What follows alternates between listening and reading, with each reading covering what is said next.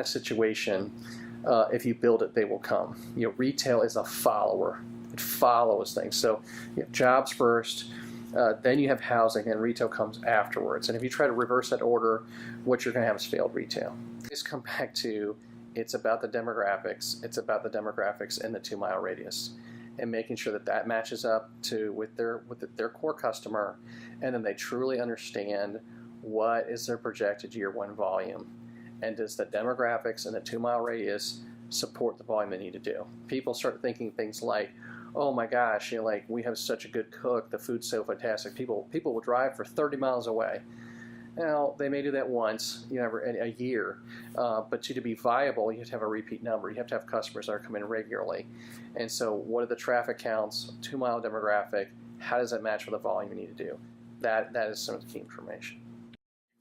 So probably the biggest problem I see in our entire industry is that retail gets false pressure. And what I mean by that is, I think that the average person, because they think they understand retail because they shop, it causes pressure onto creating retail concepts that are not in demand, or creating interest in retail projects that are not in demand.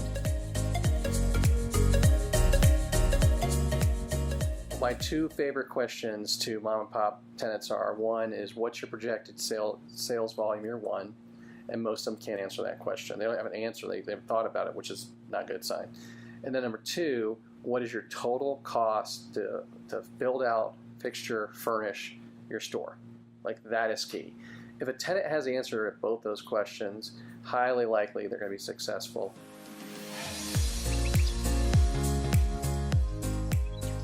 Your projected revenues, total gross revenues, 10% of that should be going towards rent.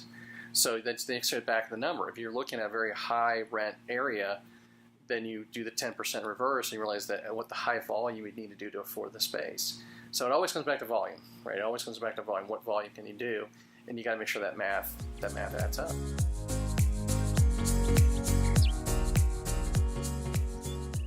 I understand and respect that a tenant, particularly being mom and pop, could be cost sensitive, but I would tell all of them, like, spend a little bit of money, have a little bit of budget to have some key people on the team.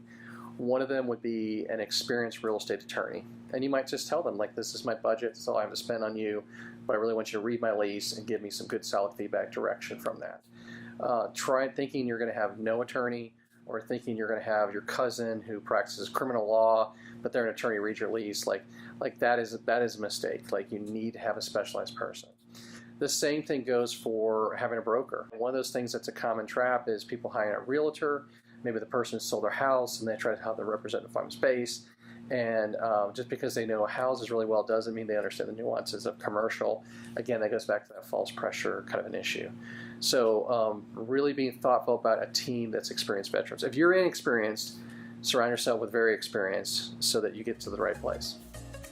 And again, it doesn't come back and spend a ton of money, but it's really doing all the right research and investing where you need to.